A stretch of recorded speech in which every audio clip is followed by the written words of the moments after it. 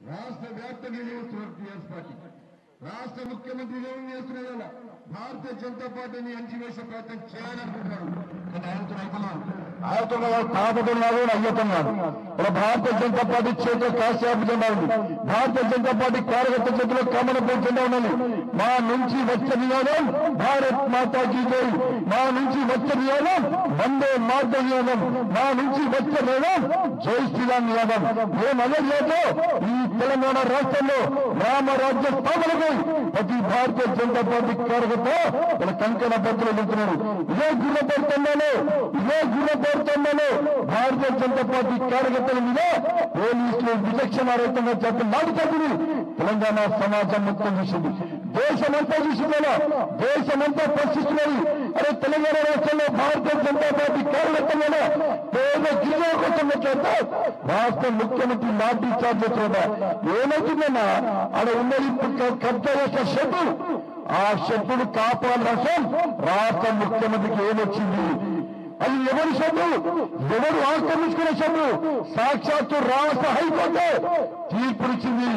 ఈ 540 సర్వే నెంబర్లో 6,200 ఎకరాల స్థలం అది పేద గిరిజనులు మున్నాటికి వాళ్ళకి రాష్ట్ర హైకోర్టు తీర్పు నిర్దేశించినప్పుడు కూడా ఆ తీర్పును అమలు చేయడంలో రాష్ట్ర ముఖ్యమంత్రి నిర్లక్ష్యం చేస్తున్నాడు.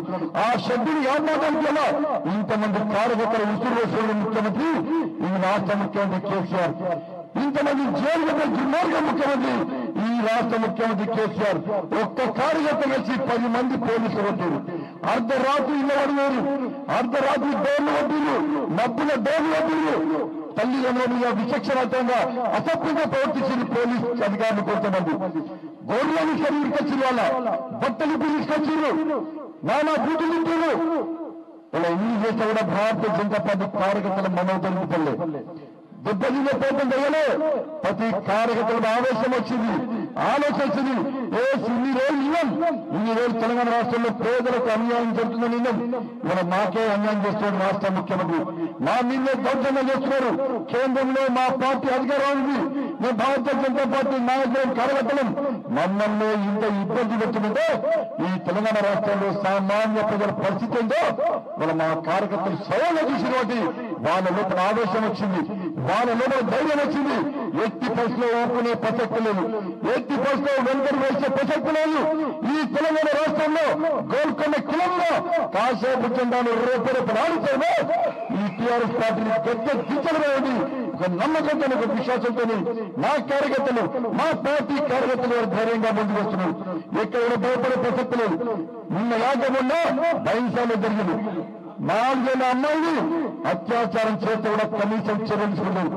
నిన్న కాకుండా ఇలా 18 క్రాంతి అనే యువకుని తోటికి పెంచేలా 6 IPS అధికారులు ఎలా లాఠీ దెబ్బలకి పెళ్లితో ఉంచడం, పెన్షన్ గురించి మన చిత్రహింసలకు గురించిన భారతీయ జనతా పార్టీ కార్యకర్తలు, హిందూ కార్యకర్తలు వరంగల్లో 700 వేసులు, నల్గొండలో వేసులు తెలంగాణ రాష్ట్ర వ్యాప్తంగా భారతీయ జనతా పార్టీ కార్యకర్తల మీద పెళ్లికి పెంచేలా మమ్మల్ని అంచివేసే ప్రయత్నం రాష్ట్ర ముఖ్యమంత్రి చేస్తాడు.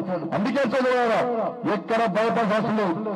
నాగార్జున సాగర్ నగర మోగింది, నాగార్జున సాగర్ ఎన్నికల షెడ్యూల్ వచ్చింది.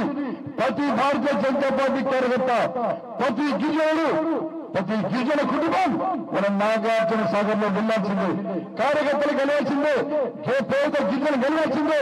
ఈ గుర్రపడవాళ్ళు తెలంగాణ రాష్ట్ర వ్యాప్తంగా పోడు భూముల విషయంలో మీకోసం భారతీయ జనతా పార్టీ ఉద్యమం చేస్తుంది. మీకోసం అరెస్టంగులం ఈ పేద గిరిజన కోసం, ఈ పోడు భూముల కోసం మేము లాఠీ దెబ్బలు తింటున్నాం. ఈ పేద గిరిజన కోసం మేము చెల్లబోతున్నాం. మీకోసం మేము లాఠీ దెబ్బలు కాబట్టి పేద గిరిజనులు తెలంగాణ రాష్ట్రంలో ప్రతి పేద గిరిజన కుటుంబం, ప్రతి యువకులలో నాగార్జున సాగర్ పోవాల్సిందే. అక్కడ పేద గిరిజనులు ఓటు బ్యాంక్ మార్చాల్సిందే. భారతీయ జనతా పార్టీకి అండగా ఉండాల్సిన విషయాన్ని ఒక్కసారి మనం గుర్తుంచుకోవాల్సి వస్తుంది. దీన్ని ఒకే వెళ్ళిపోతాం, పోతున్నాం, వెళ్ళిపోతున్నాం. ఈ పేద గిరిజనకి ఏమైనా అన్యాయం జరిగిందో ఎస్టీ కమిషన్ తరపు పెడుతున్నాం. ఢిల్లీ పోయి ఎస్టీ కమిషన్ పిలిపిస్తాం. ఇలా పేద గిరిజనతో అన్యాయాన్ని ఎట్టి పట్ల బండారం బయటపడతాం. టీఆర్ఎస్ పార్టీ, కాంగ్రెస్ పార్టీ కలిసి ఇదే పేద గుర్రంపూడి తండాలో పేదల స్థలం నాకు తెలిసిన విషయాన్ని ఎస్టీ కమిషన్ పక్కా తెలంగాణకు వస్తుంది, వచ్చి మీ బండారాన్ని పడగొడతాం, వదిలిపెట్టే ప్రసక్తి లేదు. అందుకే చదువులారా మీరందరూ నా మాటలు నమ్మకండి, మద్దతు మాటలు నమ్మకమండి, మోసపూర్తమైన నమ్మకండి. ఇదే మన ముఖ్యమంత్రి మీటింగ్ వచ్చింది, మీటింగ్ వచ్చి వెంటనే కోడుకులకు పట్టాలు ఇస్తాడు. ఎక్కడైనా ఇచ్చిందా తెలంగాణ రాష్ట్రంలో ఒక్కసారి ఇయ్యను రాష్ట్ర ముఖ్యమంత్రి. అందుకే చదవాలా పేద గిరిజన సమస్యలతో పాటు ఇలా యాదవుల సమస్యల మీద, యాదవ సంఘం యాదవుల సమస్యల మీద కూడా భారతీయ జనతా పార్టీ ఉద్యమాన్ని కార్యరూపాన్ని చల్లబోతున్నది. ఇలా కార్యాచరణ ప్రణాళిక తయారు చేస్తాం.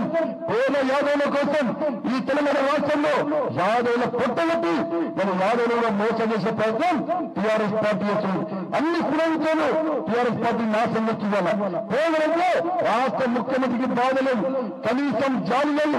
కేవలం ఫామ్ హౌస్ కు ప్రగతిని పరిమితమై జల్సాలు చేస్తూ ఇలా తెలంగాణ రాష్ట్రం దోషంతో ముఖ్యమంత్రి, ఈ రాష్ట్ర ముఖ్యమంత్రి మనకు స్ఫూర్తి.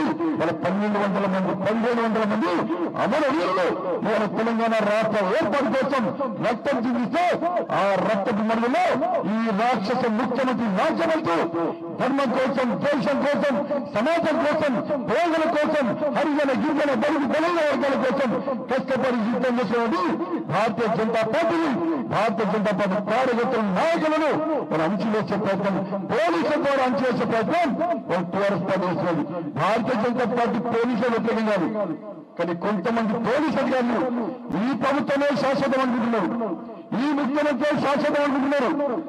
ఒక్కసారి గుర్తించుకోండి బిడ్డ, మా కార్యకర్తలు కొత్త ఏ అధికారిని వదిలిపెట్టే ప్రసక్తి లేదు.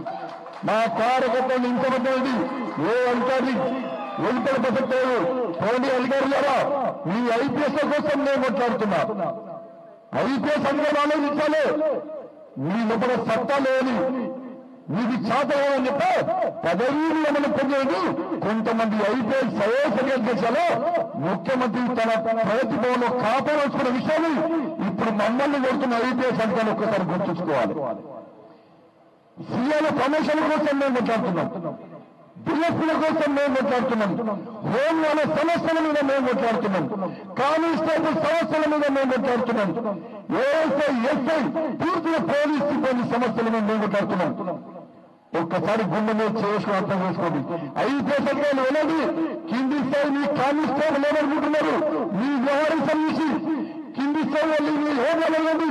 మీరేం చేస్తున్నారో మీకు అర్థమవుతారు.